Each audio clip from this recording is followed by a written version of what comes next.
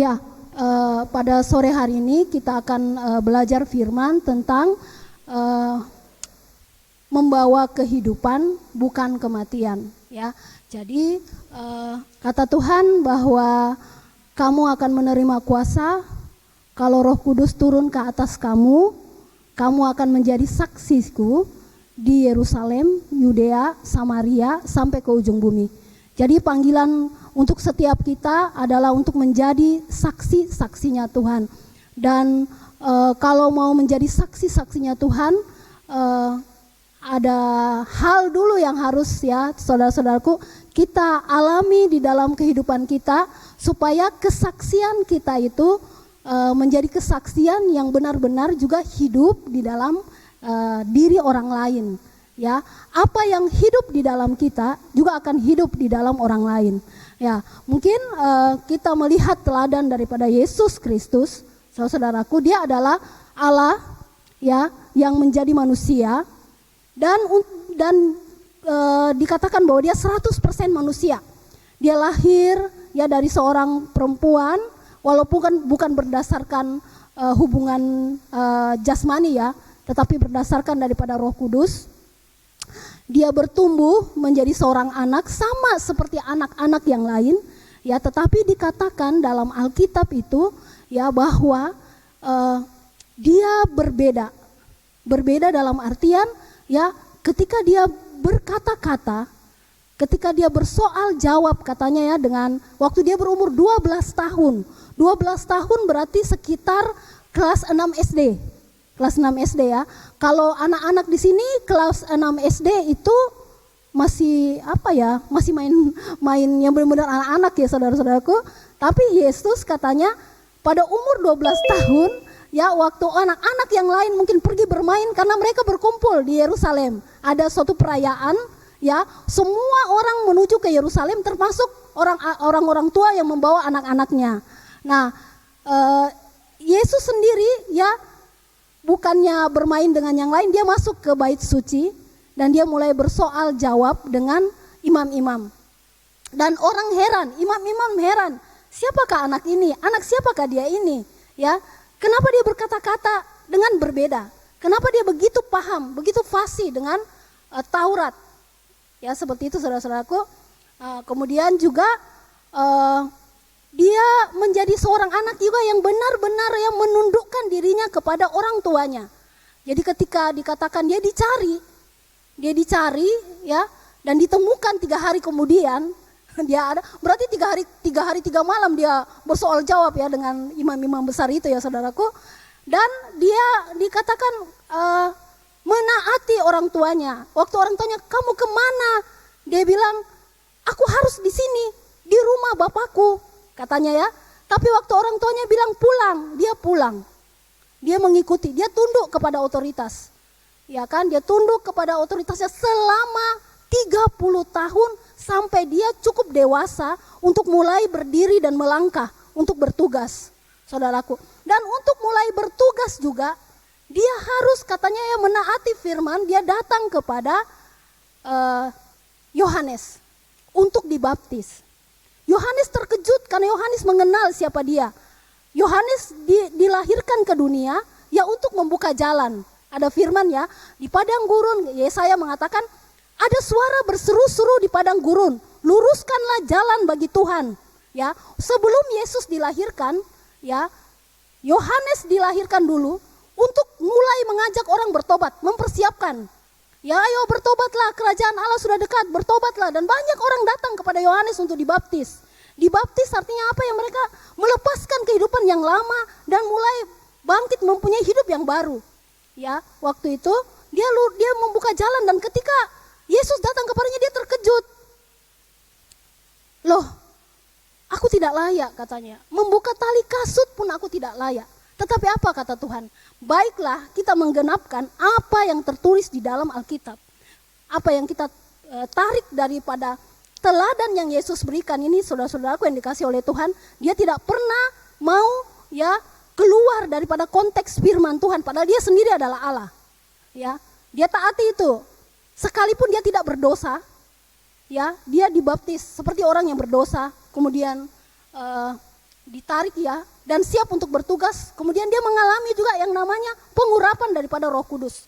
Katanya tampaklah di langit ya burung merpati, Roh Kudus seperti burung merpati hinggap di atas kepala Yesus dan terdengarlah suara, inilah anak yang kukasihi, kepadanya lah aku berkenan.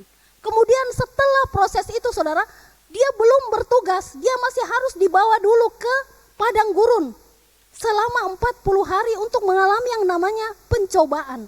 Siapkah dia dengan banyak sekali tantangan ke depan, banyak sekali penolakan, bahkan akan ada yang namanya siksaan yang luar biasa. Siapkah dia?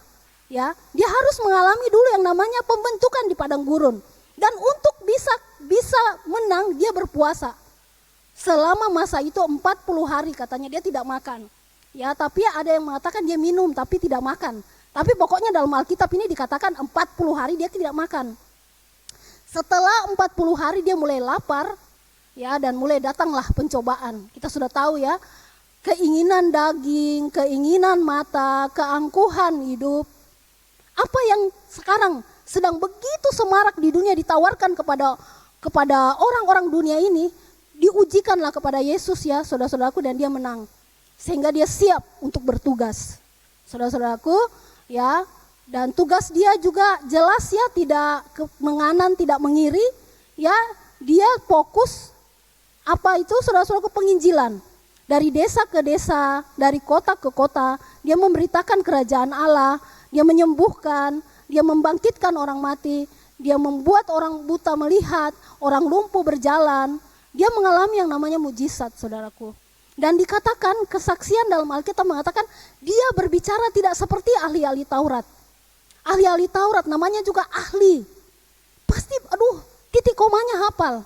Tapi Yesus berbicara beda dengan mereka. Dia berbicara katanya sama seperti orang yang berkuasa. Ya saudara-saudaraku. Nah, saudara-saudaraku yang dikasihi oleh Tuhan, tidak panjang lebar ya saudaraku untuk berbicara bagaimana kita membawa kehidupan, bukan kematian. Teladanilah Yesus saudaraku. Tidak ada yang namanya kekerasan hati. Tidak ada namanya ya saudara-saudaraku berjalan menurut pikiran dia. Ya. Pokoknya katanya kita genapi apa yang tertulis dalam Alkitab. Ya saudaraku, sekalipun dia tidak berdosa, dia memberikan dirinya untuk dibaptis. Dia memberikan dirinya diurapi. Dia memberikan dirinya masuk ke dalam pembentukan Tuhan. Dan dia ya konsisten untuk menang. Keputusan untuk menang saudara-saudaraku kan ada di tangan Yesus. Waktu ditawarkan ya saudara, dia lapar luar biasa. Lapar ya saudara, pernah saudara puasa? Puasa ya saudaraku. Misalnya makanan apa yang saudara tidak sukai? Singkong direbus. Kayak gitu ya, apa enaknya. Tapi waktu saudara berpuasa dengan sungguh-sungguh, bukan berpuasa dari jam 12 malam sampai jam 12 siang. Atau jam 9 malam sampai jam 9 pagi. Puasa apa itu saudara? Saudara pun berhadapan dengan tantangan, dengan ketemu orang, saudara guring. Ya, guring seharian bangun buka puasa. Untuk apa puasa seperti itu? Ya, puasa seperti orang Yahudi itu sebelum matahari terbit, setelah matahari terbenam, kita langsung berhadapan dengan massa, dengan godaan. Tahan gak kita? Ya, seperti itu ya. Lapar saudara, lapar luar biasa. Singkong itu pun saudara itu kita sikat satu piring penuh. Kalau seandainya kita berpuasa sungguh-sungguh kayak gitu ya, saudara, Yesus ditawarkan nih, gak ada makanan katanya ya di situ. Itu ada batu, kamu kan berkuasa, ubahlah batu itu menjadi roti. Ya kesombongan kayak gitu ya saudara, sombong kayak aku ini beriman, berohani kayak gitu ya. Bisa kok apa yang tidak bisa kujadikan. Yesus memutuskan untuk manusia hidup bukan dari roti saja, tapi dari firman yang keluar dari mulut Allah. Ya, selamat saudaraku. Ya, dan pencobaan yang lainnya saudaraku. Dia lewati, dia ambil keputusan. Bahkan pencobaan yang paling terakhir saudaraku, lihatlah seluruh kemegahan dunia ini. Ya, seluruh pesona dunia ini. Kuberikan semuanya kepadamu, sembahlah aku satu kali saja. Apa salahnya sih? Ya, tunggu sedikit. Sudah, dapat seluruh dunia. Tapi Yesus katakan apa saudaraku? Ya, nyah kau iblis, hanya kepada Allah saja orang menyembah. Saudara-saudaraku yang dikasihi oleh Tuhan, Barang siapa ya saudaraku yang dipanggil untuk menjadi saksi-saksinya Tuhan dan memberi diri ya untuk menjadi saksi-saksinya Tuhan, ya kita harus mengalami yang Yesus alami ini. Penundukan diri terhadap otoritas. Penundukan diri kepada firman Tuhan. Ya kan? Kemudian menang melawan pencobaan-pencobaan kita. Keempat, saudara-saudaraku, fokus kepada tujuan. Tujuan kita apa? Ya, bergeraklah bersama dengan tujuan gitu. Nah, saudara-saudaraku yang dikasih oleh Tuhan, kita buka sama-sama firman di dalam 1 Yohanes 5. Ya.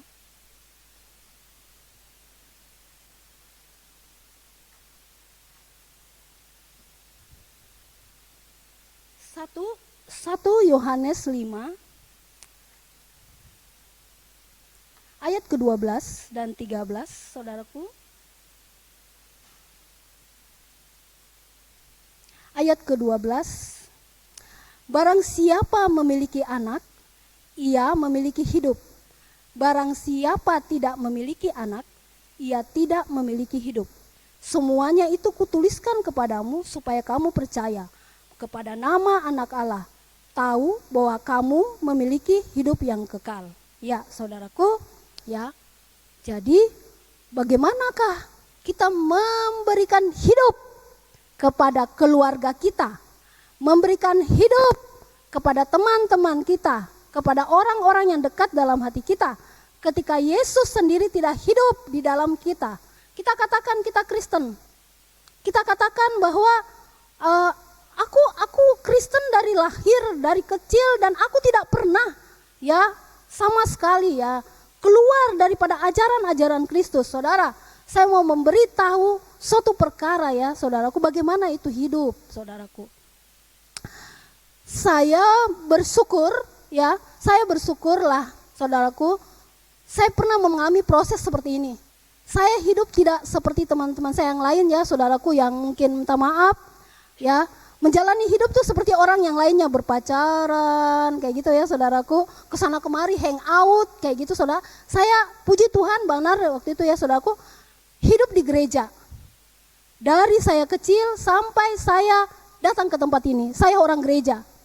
Ya, saya aktivis gereja, saudara-saudaraku. Saya tahu firman, saya juara Alkitab, saya pengkhotbah, saya pengurus pemuda. Ya, saudaraku, saya guru sekolah minggu khusus remaja. Apa kurangnya saudaraku? Ya. Waktu saya di gereja, saudaraku, begitu menyenangkan beribadah bersama teman-teman saya. Ya, sekalipun saya banyak sekali keberatan hati, ya, seperti ini. Saya melihat teman-teman saya kok kuliahnya 9 tahun, ya, 7 tahun, bahkan DO. Saya melihat teman-teman saya kok sampai tua sudah punya anak SMP, kok nggak punya pekerjaan. Saya melihat kok teman-teman saya di gereja berpacaran dan dinikahkan dalam kondisi sudah berisi. Kok saya mulai terganggu dengan di manakah kekuatan daripada beribadah. Saya pulang ke rumah saya menghadapi kenyataan bahwa saya pun sedang tidak berhubungan baik dengan kedua orang tua saya. Ya, saya tidak beromongan dengan ayah saya selama 3 tahun. Saya berantem sama adik-adik saya, ibu saya berantem sama tetangga saya. Ya saudaraku, setiap saya lewat saya diludahi orang. Ya saudaraku, saking miskinnya, saya punya baju untuk ke kampus cuma 3 lembar yang diganti-ganti. Sampai itu teman-teman saya bilang gini, kalau seandainya saya jadi teman dia, tetangga saya bilang saya gak akan bergaul dengan dia. Kesian banget jadi orang kayak gitu ya saudaraku. Kemiskinan, ya, hidup yang berantakan, hidup yang tidak sanggup, seluruh adik-adik saya berantakan, kami keluarga broken home habis-habisan.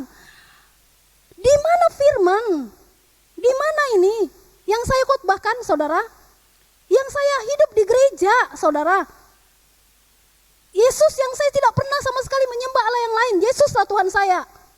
Yesus satu-satunya, saya gak pernah berpikir atau keinginan punya yang lain. Saya di gereja, di mana yang namanya hidup itu? Di mana saudaraku?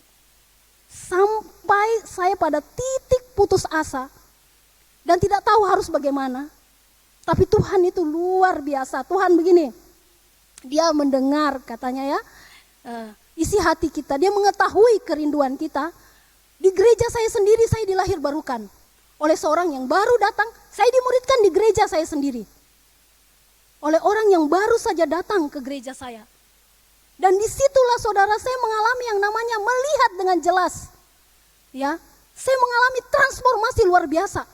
Waktu saya sudah menerima Yesus benar-benar hidup di dalam saya. Ya, saya nyatakan Yesus adalah Tuhan dan Juru Selamat saya yang pribadi. Secara pribadi, saya nyatakan di dalam hidup saya dan saya berjuang untuk melawan dosa. Termasuk untuk kata pembimbing saya waktu itu, jangan benci orang tuamu, hormati ayahmu dan ibumu, supaya lanjut umurmu di tanah yang diberikan Tuhan kepadamu. Firman yang dulu itu logos menjadi mulai rema, mulai diajarin, bertindak. Katanya firman Tuhan adalah kalau kita hanya mendengar itu sia-sia. Tapi kalau kita mendengar dan melakukannya, itulah nyata, itulah kehidupan. Saudara-saudaraku, saya mulai mengalami transformasi demi transformasi yang terus tidak berkesudahan, saudara. Mulai dari saya berubah, mulai dari saya mendapatkan pekerjaan yang baik, yang mustahil, saudara. Dan mulai saudara saya, ibu saya, bapak saya bertobat satu demi satu. Waktu di Komsel kami sharing, ada yang tanya begini, Bu, apakah mujizat masih terjadi saat ini? Wah, saudaraku, saya bisa katakan saya mengalami mujizat setiap hari. Saya mengalami mujizat setiap hari. Ibaratnya, kalau bukan seperti orang loh, mujizatmu apa? Ya saya bernafas, itulah mujizat saya.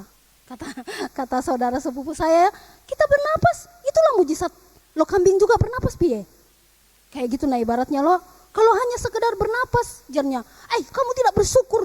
Wah, berantem lah. Ya saudaraku, ketika kita hidup, Yesus ini, barang siapa memiliki anak, dia memiliki hidup. Hidup dalam artian ya saudaraku, apa yang kita dengar hidup di dalam kita. Kita lakukan, kita paham, kita mengerti saudaraku. Ya, waktu PA, satu orang anak rohani saya bertanya begini. Materi pertama kan jaminan keselamatan. Materi kedua kan jaminan pengampunan. Kita ini selamat, ya kita selamat.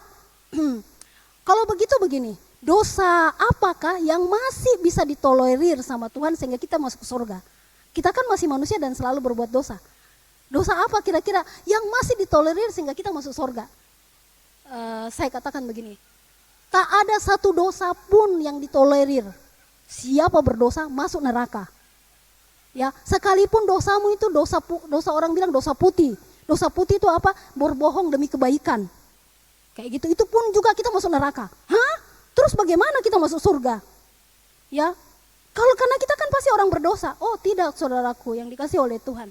Ketika kita firman hidup di dalam kita, ketika Tuhan hidup di dalam kita, ya, maka sedikit demi sedikit bibit dosa itu tersingkir dari kehidupan kita. Percaya atau tidak? Tabiat-tabiat dosa itu perlahan-lahan menyingkir dari kehidupan kita. Maka kita dikenallah sebagai manusia yang baru, manusia yang beda. Ya, teman-teman yang sama dengan saya, dulu kan memahami siapa saya, serumah dengan saya, bagaimana sumbu pendeknya saya ini. Cepat sekali tersinggung, cepat sekali membanting barang-barang ya saudaraku. Ya kan? Tapi ketika belajar bersama dengan Tuhan itu kan sesuatu yang harus kita perangi kan saudara, yang harus kita menangkan ya saudara. Itu tidak akan terjadi dengan sendirinya saudara. Saya lama di dalam pengenalan akan Tuhan, lama di dalam pengertian, tapi saya memutuskan untuk saya tidak pernah melawan keinginan untuk marah, keinginan untuk sensitif, keinginan untuk terlalu peka dengan orang ya saudaraku, terlalu punya pikiran negatif terhadap orang. Tidak akan pernah juga terjadi apa-apa. Itu keputusan, sama seperti Yesus. Keputusan dia untuk menang terhadap pencobaan. Ya saudara-saudaraku yang dikasih oleh Tuhan, kalau saudara-saudara menginginkan saudara menang, ya saudara berjuang, maka itulah yang namanya ada kekuatan yang daripada Tuhan saja. Saudara-saudaraku ya, ada kekuatan yang daripada Tuhan saja untuk memampukan kita. Kemudian saudara-saudaraku yang dikasih oleh Tuhan,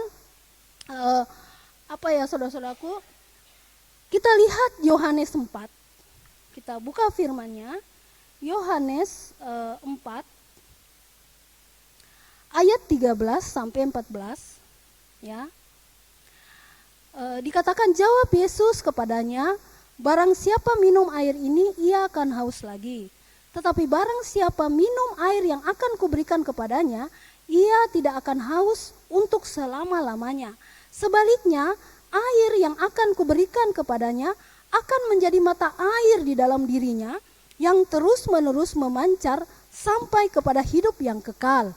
Saudara-saudaraku yang dikasihi oleh Tuhan, ya, bagaimana kita bisa menghadapi banyak sekali keadaan, banyak sekali kondisi, bahkan mungkin mimpi-mimpi kita dihancur leburkan, saudara-saudaraku, dan kita tetap bisa berpengharapan. Akhir-akhir ini ya saudara-saudaraku, yang sebelum saya membahas firman ini ya saudaraku, saya mengalami begini. Ada beberapa perkara yang menurut saya terlalu berat bagi saya saudaraku ya. Mustahil luar biasa. Semakin saya berusaha, semakin tidak bisa. Semakin saya melihat, semakin kacau balau. Ya saudaraku, dan waktu saya mulai datang kepada Tuhan saudaraku untuk berbicara, untuk mengeluh. Ya saudaraku, minta maaf ya, kadang-kadang kita juga bukan orang yang kuat ya saudaraku, mengeluhlah di hadapan Tuhan ya saudaraku. Dan saya mendapatkan jawaban ini ya saudaraku, bahwa apa sih keuntungan ketika kamu dekat dengan Tuhan, ketika kamu mengenal Tuhan, apa sih keuntungannya? Apa? Roh Kudus ya, apa Tuhan? Bahwa pengharapanmu tak akan pernah habis-habisnya.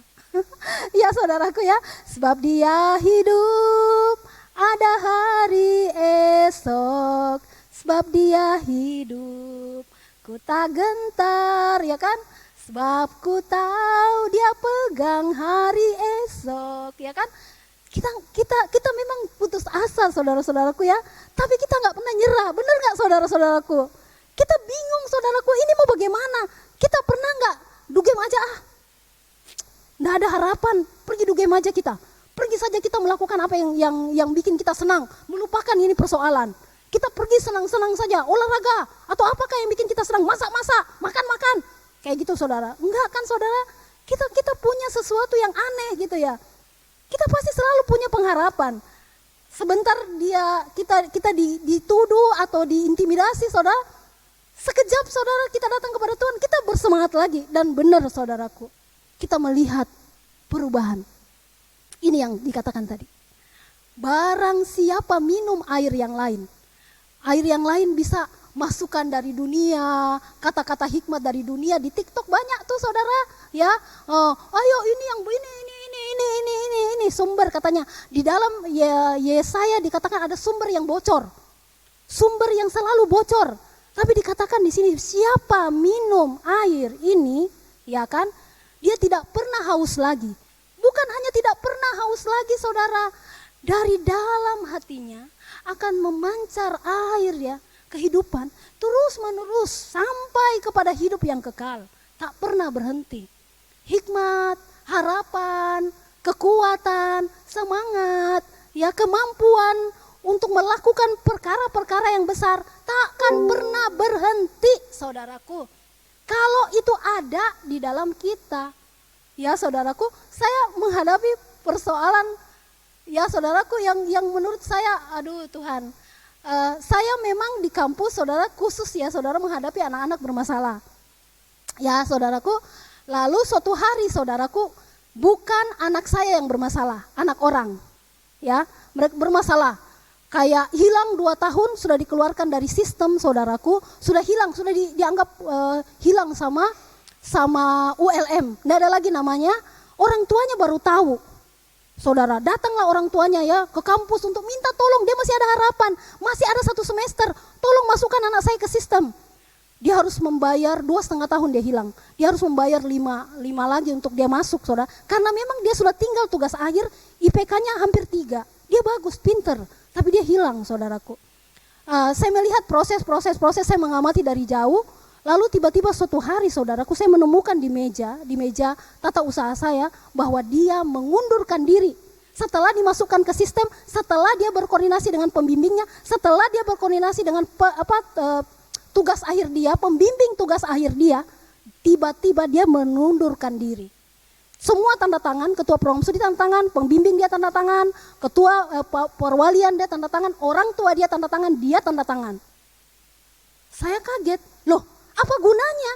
Apa gunanya yang dilakukan kemarin? Saya kejar dia sampai ke halaman. Dek, saya berbicara dengan dia, saya rela, saya mau jadi pembimbing kamu.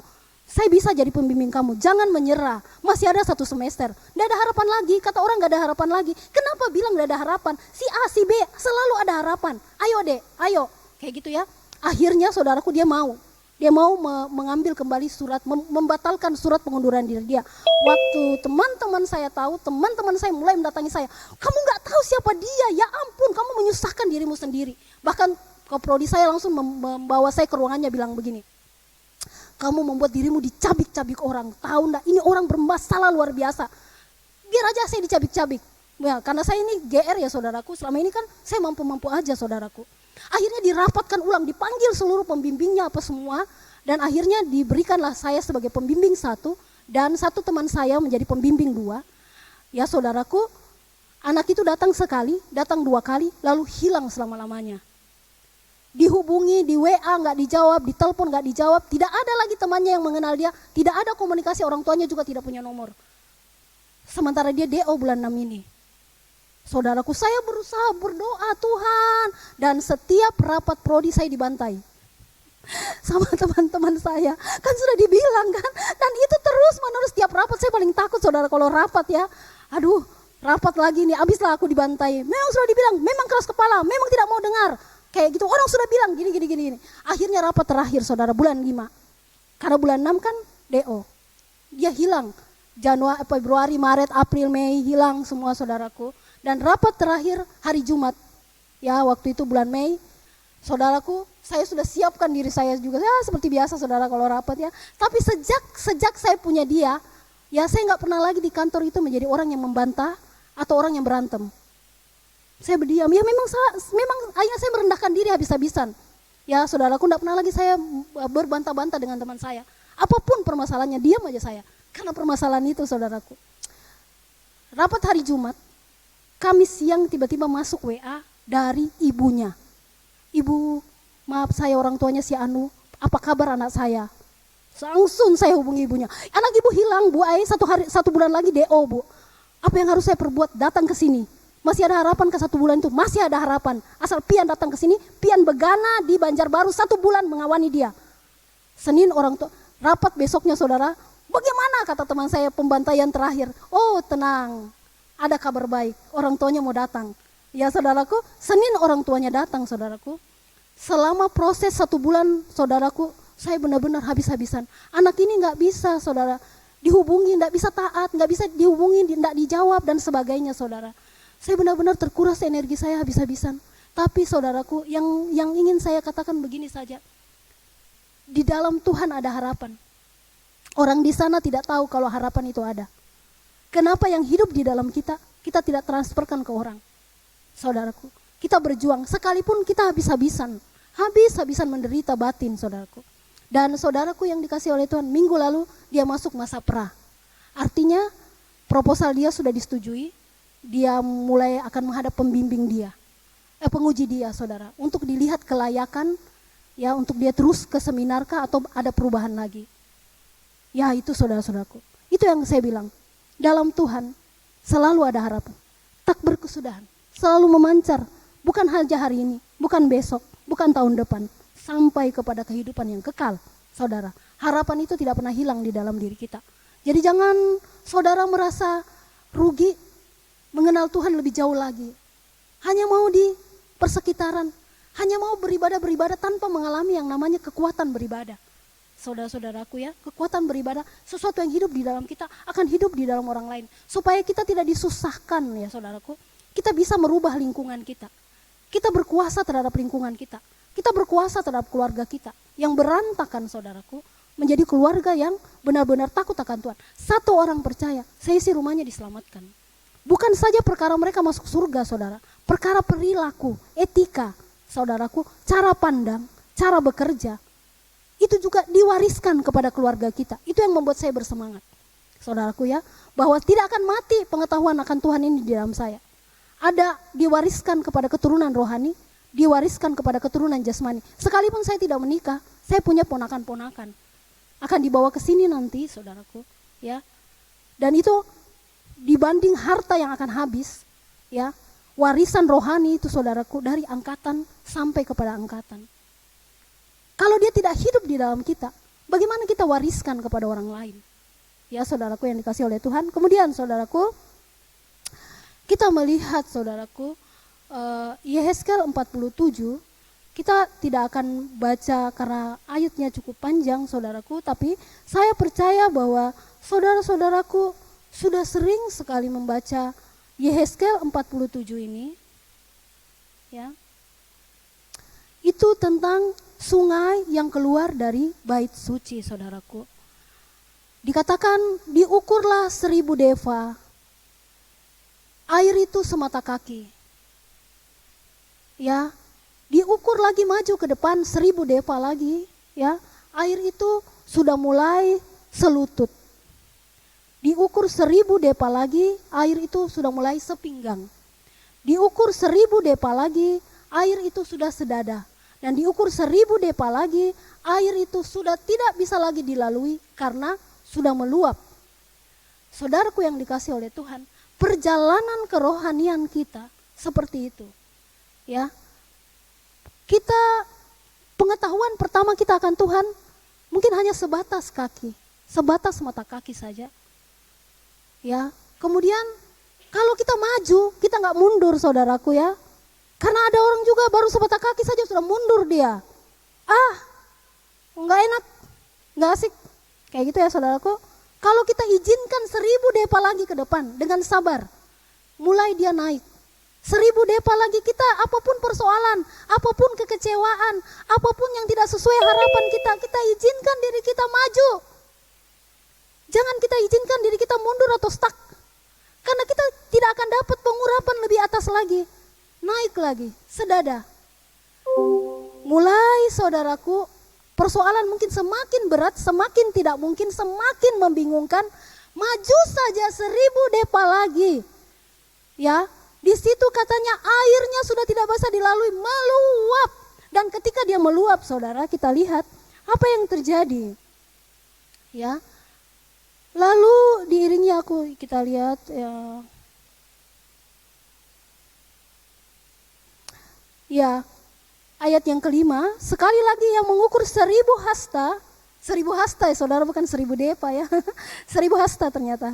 Ya, sekarang air itu sudah menjadi sungai, di mana aku tidak dapat berjalan lagi sebab air itu sudah meninggi sehingga orang dapat berenang. Suatu sungai yang tidak dapat diseberangi lagi. Lalu ia berkata, sudahkah engkau lihat hai anak manusia? Kemudian ia membawa aku menyusur tepi sungai. Dalam perjalanan pulang sungguh sepanjang tepi sungai itu ada amat banyak pohon di sebelah sini dan di sebelah sana. Ia berkata kepadaku, sungai ini mengalir menuju wilayah timur dan menurun ke arah Yordan dan bermuara di Laut Asin. Air yang mengandung banyak garam dan air itu menjadi tawar. Sehingga kemana saja sungai itu mengalir, segala makhluk di situ hidup yang berkeriapan di sana. Dan segala yang makhluk hidup yang berkeriapan di sana akan hidup.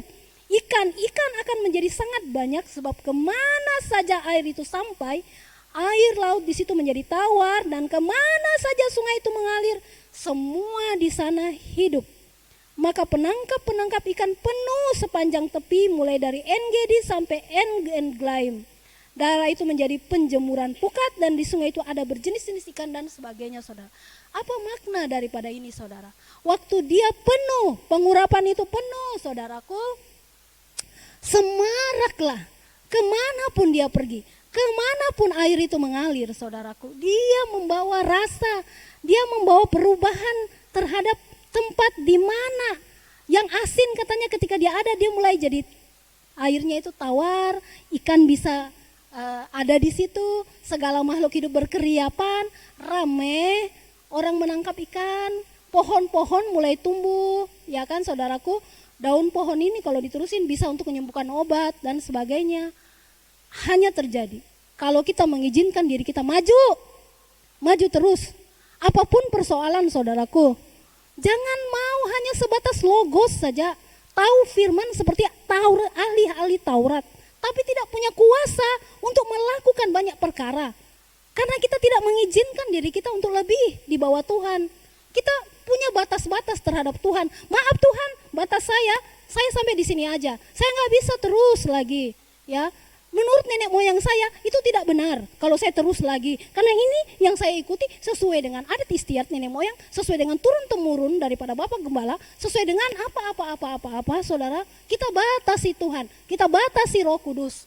Kita tidak izinkan bilang, aku ini hamba, seperti Maria, aku ini hamba. Jadilah padaku apa yang Tuhan mau. Maria itu dilempar batu, saudara, kalau ketahuan hamil di luar nikah. Dilempar batu, dipermalukan habis-habisan. Tapi karena ini dari Tuhan ya saudaraku, dia bilang jadilah padaku. Mau saudara-saudara juga berani bilang sama Tuhan, jadilah padaku. Waktu Tuhan bilang keluar dari situ, pergi dari situ. Berteman dengan si itu, jangan dengan si itu. Padahal si itu baik, si ini kada baik. Ya saudara, saya kadang-kadang saudaraku yang dikasih oleh Tuhan ya. Apa ya saudaraku, seperti ini saudaraku, saya berjuang untuk orang itu maju, tapi saya tidak punya kemampuan untuk berkata-kata manis. Sementara ada orang yang tidak berjuang apapun untuk dia, tapi dia selalu menyukakan hati dia. Oh enggak apa-apa, kamu memang baik, kamu ini enggak apa-apa kok. Ya, dan pendapat orang itu adalah begini, saya itu jelek, saya itu jahat, si itu baik. Padahal kita berjuang loh untuk dia. Si itu tidak ada berjuang, cuma hanya sekedar menyenangkan jiwa dia. Dan penghormatan yang tinggi datang untuk orang itu kepada kita adalah tak tahu berterima kasih. Terus bagaimana dong posisi begitu? Oh enggak apa-apa, enggak apa-apa. Bagi saya enggak apa-apa. Karena Yesus sendiri pun mengosongkan dirinya, mengambil rupa seorang hamba, tidak menuntut apapun juga, demi orang lain mengalami kemajuan dalam hidupnya. Mungkin hari ini ya kada paham, sehingga dia bersikap seperti itu kepada saya. Tapi berjalan dia 1000 depa nanti, 1000 hasta ya saudaraku.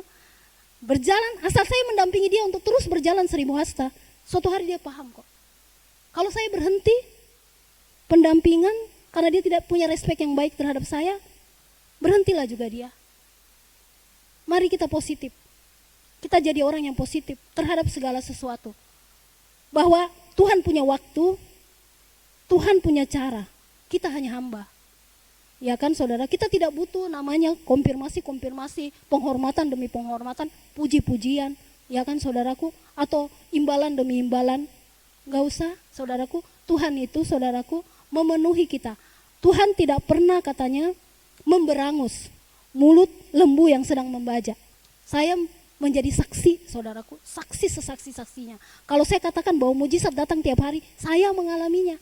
Saya membutuhkan sesuatu, saya cuma tidak minta ke Tuhan, karena ecek banget minta ke Tuhan. Cuma begini dalam hati saya, andaikan itu terjadi, 2 hari kemudian terjadi. Melebihi apa yang saya pikirkan. Ada satu lagi, saya kalau itu terjadi, dan itu terjadi beneran, melebihi yang saya pikirkan. Saya sampai kagum habis-habisan dengan Tuhan gitu ya. Tuhan tahu benar memberi upah bagi saya nggak minta Tuhan kasih. Makanya apa yang tak pernah dilihat mata, yang tak pernah, kenapa kita ragu-ragu dengan Tuhan? Kenapa kita tidak izinkan dia hidup? Sebab dia hidup, ada hari esok. Saudara-saudaraku yang dikasih oleh Tuhan, kita buka sama-sama firman Tuhan. Ya saudaraku, di dalam 1 Korintus 2, coba kita lihat saudaraku, 1 Korintus 2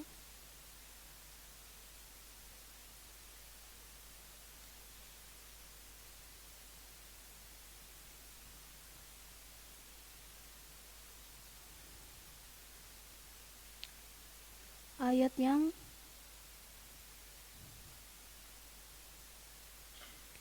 yang ke-1 ya saudaraku, 1 Korintus 2 ayat yang pertama sampai ayat yang ke-5. Demikian pula lah ketika aku datang kepadamu saudara-saudara, aku tidak datang dengan kata-kata yang indah atau dengan hikmat untuk menyampaikan kesaksian Allah kepada kamu. Sebab aku telah memutuskan untuk tidak mengetahui apa-apa di antara kamu selain Yesus Kristus, yaitu Dia yang disalibkan. Aku juga telah datang kepadamu dalam kelemahan dan dengan sangat takut dan gentar. Baik perkataanku maupun pemberitaanku, kusampaikan dengan kata-kata hikmat, tidak kusampaikan dengan kata-kata hikmat yang meyakinkan, tetapi dengan keyakinan akan kekuatan roh. Supaya iman kamu jangan bergantung pada hikmat manusia, tetapi pada kekuatan Allah. Ya saudaraku, ya, kita tidak datang katanya ya kepada orang dengan yang lain, hikmat manusia, perkataan bagus, perkataan yang menyenangkan, perkataan motivasi, perkataan apa saja saudara, tetapi satu saja, datanglah pada Yesus. Supaya orang bergantung kepada Yesus ya, bukan bergantung kepada indahnya kita berkata-kata, manisnya kita berkata-kata. Ya saudara-saudaraku, ada firman-Nya saudara yang mengatakan, adapun hidupku ini bukannya aku lagi, melainkan Kristus yang hidup di dalam aku. Ada ya saudaraku ya.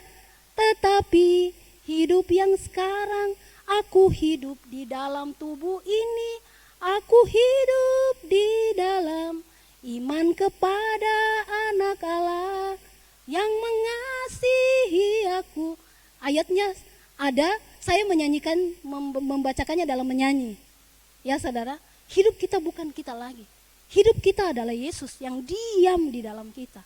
Dan kita menundukkan diri habis-habisan kepada apa yang menjadi maunya Yesus, saudara. Terakhir saudara, kita buka Kolose 3 ayat 16. Ya, Kolose 3 ayat 16 saudara.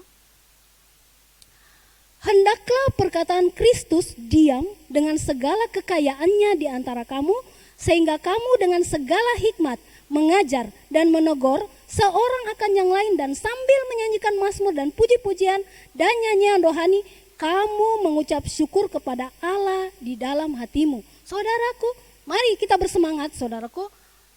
Perkataan Kristus diam dengan segala kekayaannya. Firman itu ya, kekayaanlah kita yang sejati. Ya, ada dampak, ada hasil, ada mujizat, ada macam-macam yang kita butuhkan melalui firman. Biarlah itu diam di dalam kita. Dan mari katanya kita, saudara-saudaraku, tidak pasif, tetapi katanya apa saudaraku? Mengajar, menegur seorang akan yang lain sambil kita menyanyikan mazmur puji-pujian dan mengucap syukur kepada Allah kita. Amin, saudara-saudaraku yang dikasih oleh Tuhan. Ya, komsel-komselnya, pemuritan-pemuritannya saudaraku, PA-PA-nya, PD-PD-nya yang dilakukannya, biarlah apa yang kita terima itu diam di dalam kita. Ya saudaraku, kita aplikasikan di dalam kehidupan kita, kita mengalami namanya kekayaan pengetahuan akan Allah yang kita wariskan dari angkatan kepada angkatan. Amin, saudara-saudaraku yang dikasih oleh Tuhan. Ya, kita datang kepada Tuhan, saudara-saudaraku, kita bersyukur untuk firman yang kita dengarkan pada sore hari ini. Kita berikan diri kita untuk dipakai Tuhan lebih lagi. Kita izinkan diri kita untuk diajar, tunduk, taat, melalui proses, melalui masa-masa padang gurun kita, melalui masa-masa kesesakan kita. Yang intinya adalah kita terbuka melihat kepada Tuhan dengan jelas. Mari semua yang menjadi pemurid-pemurid, orang-orang yang mendampingi orang lain, izinkan firman itu hidup di dalam kamu. Supaya impartasi daripada Tuhan itu tidak pernah tidak sampai. Dan ada suatu perubahan, ada orang-orang yang menyenangkan hati Tuhan. Ada angkatan demi angkatan yang menyelamatkan angkatan lainnya. Waktu kita tidak lagi bisa untuk bekerja. Oh haleluya. Kami bersyukur Tuhan. Kami memuji-Mu. Kami menyerahkan hidup kami hanya bagi-Mu. Pakai kami lebih lagi ya Tuhan. Buat hati kami paham, buat telinga kami mendengar, buat jiwa kami menundukkan diri hanya kepadamu Tuhan. Buat hasrat hati kami untuk memuliakan-Mu, menyenangkan-Mu Tuhan. Bawa kami untuk panggilan yang lebih besar lagi Tuhan. Bangsa-bangsa bagi kemuliaan-Mu Bapa. Oh haleluya. Tuhan terima kasih Bapa, terima kasih Tuhan. Kami bersyukur sekali ya Tuhan. Apa yang boleh kami terima pada sore hari ini, biarlah tidak hilang di dalam hati kami Tuhan. Biarlah kami melihat seperti Tuhan melihat, kami mendengar seperti Tuhan mendengar, kami berjalan seperti kehendak Tuhan. Kemanapun Tuhan membawa kami untuk melangkah, kami siap ya Tuhan. Kami mau mengikuti teladan Yesus yang walaupun dalam rupa Allah tidak menganggap kesetaraan sebagai Allah sebagai milik yang harus dipertahankan, tapi dia mengosongkan dirinya, mengambil rupa sebagai anak manusia, taat sampai mati di kayu salib.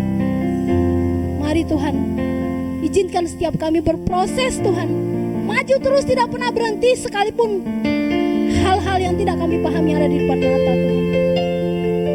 Kita sembah Tuhan, kita katakan tanda-tanda telah nyata.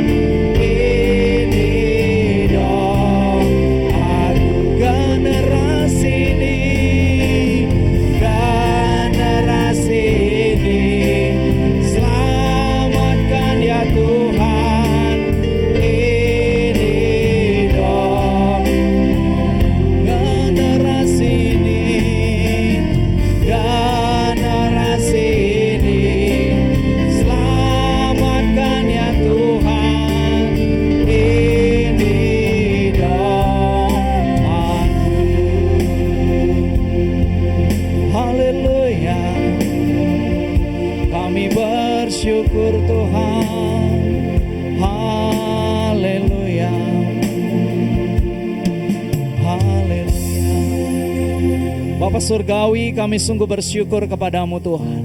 Kau datang ke dunia ini Tuhan, supaya setiap kami Tuhan boleh memiliki hidup dan pengharapan Tuhan. Dan hari ini Tuhan, Kau sudah tinggal bersama-sama dengan kami. Dan Tuhan rindu Tuhan, supaya setiap kami gerejamu Tuhan boleh membawa kehidupan itu Tuhan, boleh membawa sukacita itu Tuhan ke tempat demi tempat. Biarlah sungguh Tuhan keberadaan kami dimanapun Tuhan menempatkan kami hari ini Tuhan. Kami ada di kampus kami ada di tempat kami bekerja, kami ada di tempat kami berusaha, kami boleh ada di tempat tinggal kami Tuhan. Biarlah sungguh kami boleh membawa kehidupan Kristus di sana. Melalui kehidupan kami Tuhan, ada pengharapan-pengharapan yang boleh kami impartasikan Tuhan. Terima kasih Allah Roh Kudus, kami bersyukur buat sore hari ini Tuhan. Sebentar juga kami akan berikan persembahan syukur kami, perpuluhan kami berdoa di dalam nama Tuhan Yesus. Tuhan yang memberkati setiap tangan-tangan yang beri dengan sukacita, dengan berlipat-lipat kali ganda. Terima kasih Allah Roh Kudus, segala kemuliaan, segala hormat bagi namamu. Dalam nama Yesus kami telah berdoa dan mengucap syukur, haleluya. Amin.